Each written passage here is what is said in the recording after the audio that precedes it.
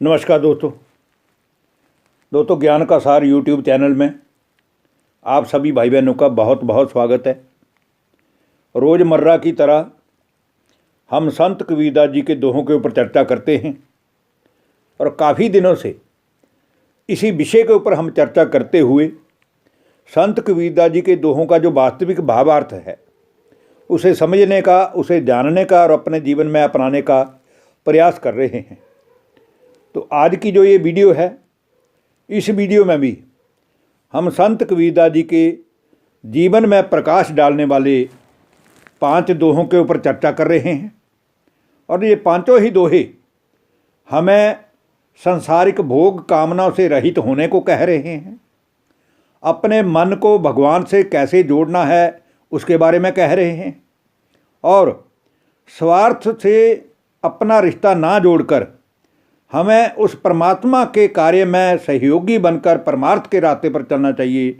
इस विषय के ऊपर ये 5 दोहे चर्चा में आ रहे हैं। तो आइए, पहला दोहा संत कबीरदास जी कह रहे हैं, जब लग भक्ति सकाम है तब लग निष्फल सेब। जब लग भक्ति सकाम है तब लग निष्फल सेब। कहें कबीर वह क्यों मिलें निह काशी निज देव। अर्थात जब तक ये संसार के मनुष्य, चाहे वो नर है चाहे वो नारी है, चाहे वो भाई है चाहे वो बहन है, उनके मन में जब तक ये विषय वासना और रूपी भोग कामनाएं चलती हैं तब तक भक्ति होना संभव ही नहीं है। तब तक भगवान का मन उनके साथ जुड़ ही नहीं सकता। भगवान से अपना मन जोड़ने के लिए हमें सबसे पहले अपने मन से इन विषय वासनाओं को त्यागना होगा।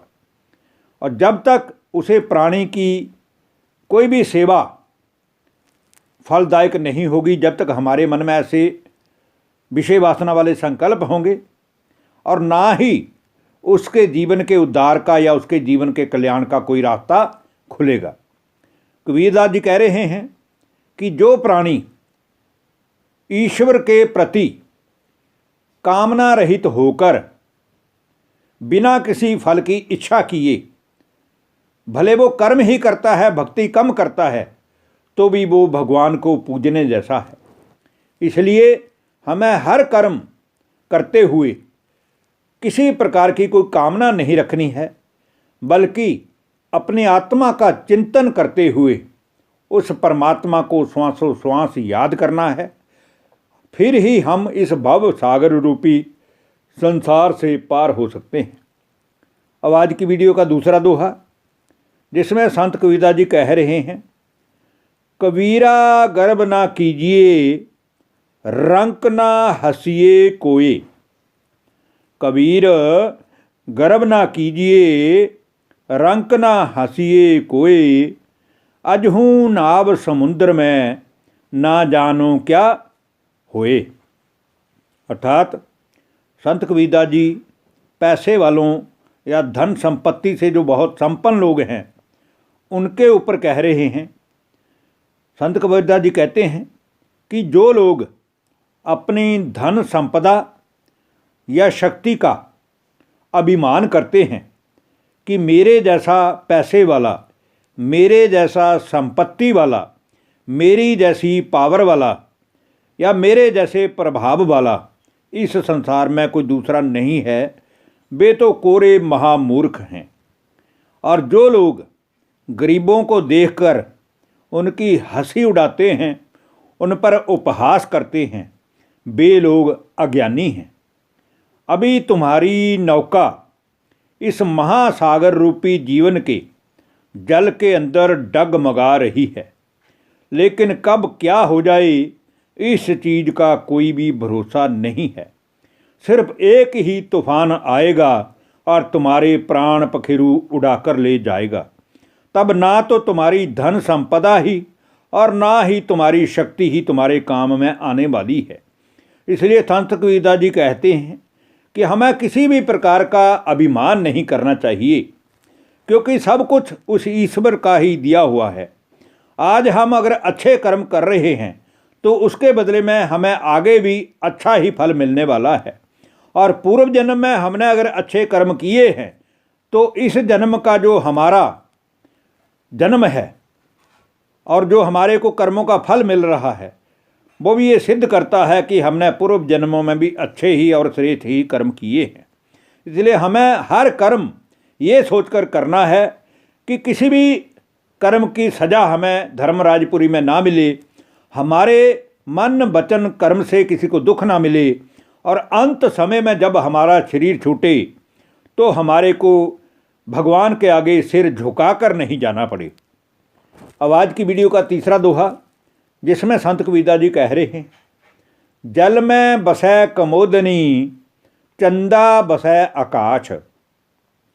जल में बसै कमोदनी चंदा बसै आकाश, जो है जाको भाबता सो ताही के पास। अर्थात कमलिनी जो है उसका रहने का स्थान जल है, लेकिन वह चंद्रमा से ऐसा प्रेम करती है कि उसे देखते ही वो प्रसन्नता से खिल उठती है। जबकि सच्चाई ये है कि चंद्रमा उस कमलिनी से या उस जल के स्थान से लाखों ही मील दूर आकाश में स्थित है। उसी प्रकार जो मनुष्य जिसका प्रेमी है वे दूर रहकर भी उसके प्रेम में मग्न रहते हैं। जैसे जो भगवान को याद करने वाले हैं, जो भगवान से अपने मन को जोड़ते हैं, जो भगवान की पूजा भक्ति में दिन रात रत रहते हैं, जो भगवान को पाने के लिए सच्चे मन से वेद शास्त्र पढ़ते हैं, जो भगवान की भक्ति करते हुए तीर्थ यात्राएं करते हैं, जिनका मन भगवान से जुड़ा हुआ है, जिन्होंने स्वयं को और भगवान को पहचान लिया है, ऐसे लोग भी परमात्मा के सच्चे प्रेमी हैं और सच्चे प्रेम के हकदार हैं। अब आज की वीडियो का चौथा दोहा, जिसमें संत कबीरदास जी कह रहे हैं, स्वार्थ को स्वार्थ मिले पड़ी पड़ी लुम्बा बुम्ब।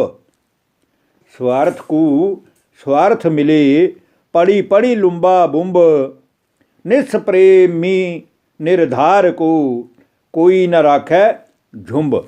अर्थात अपने अपने स्वार्थों में लगे हुए मनुष्य अपने अपने स्वार्थों की सिद्धि के लिए, अपने अपने स्वार्थों की पूर्ति के लिए जब एक दूसरे से मिलते हैं तो उस समय वो एक दूसरे की जानबूझकर आवश्यकता से ज़्यादा प्रशंसा करते हैं। और प्रशंसा इसलिए करते हैं क्योंकि उनको एक दूसरे से काम निकालना होता है, अपना स्वार्थ सिद्ध करना होता है। वो प्रसन्नता प्रकट करते हुए बड़े ही प्रेम भाव से एक दूसरे से गले मिलते हैं। किंतु जो निष्कामी व्यक्ति है, जिसको किसी प्रकार का किसी से कोई लालच नहीं है, जिसको कोई लोभ नहीं है, जिसने जीवन में जो उसे मिल रहा है वो उसी में ही संतुष्ट है, ऐसे जो निस्वार्थी लोग हैं, ऐसे सज्जन पुरुषों का ये जो स्वार्थी टाइप के लोग हैं वो वचनों से भी सम्मान नहीं करते। अर्थात मतलब प्रति लोग भगवान की राह पर चलने वाले लोगों का भी सम्मान नहीं करते, बल्कि उपहास उड़ाते हैं। इसी प्रकार आज की जो वीडियो का अंतिम दोहा है, पांचवा दोहा, वो काल के ऊपर है। काल काल सब कोई कहे, काल न चीन है कोई। काल काल सब कोई कहे, काल न चीन है कोई। जेती मन की कल्पना, काल कहावे सोए। अर्थात कहने को तो सारा संसार और सारे संसार के सभी मनुष्य काल काल कहते रहते हैं, किंतु काल के वास्तविक स्वरूप से अज्ञानी लोग बिल्कुल अनजान हैं कि काल कहते किसको हैं। वे काल के स्वरूप को परख ही नहीं सकते, उनको काल की वास्तविक परिभाषा का पता ही नहीं है। सच्चाई तो ये है कि मृत्यु तो एक दिन आनी है, शरीर का छोड़ना ही मृत्यु नहीं है। लेकिन जो आदमी जीते जी कितनी बार मरता है और कितनी बार अपने मन को मार मार जीता है, वो मरना, वो काल सबसे भयंकर काल है। इसलिए सच्चाई ये है कि संसार की जितनी भी विषय भोगनाएं हैं, कल्पनाएं हैं या विषय वासनाओं के पीछे भटकने वाले हमारे मन में संकल्प हैं, ये सभी के सभी काल के रूप हैं। इन्हों के कारण ही हमारे जीवन में अशांति है, हमारे जीवन में दुख है, हमारे जीवन में असफलताएं हैं।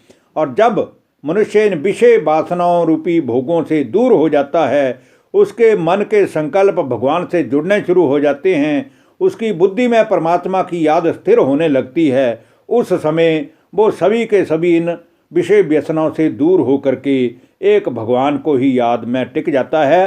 फिर उसको काल का कोई भी डर नहीं रहता है। धन्यवाद। नमस्कार दोस्तों।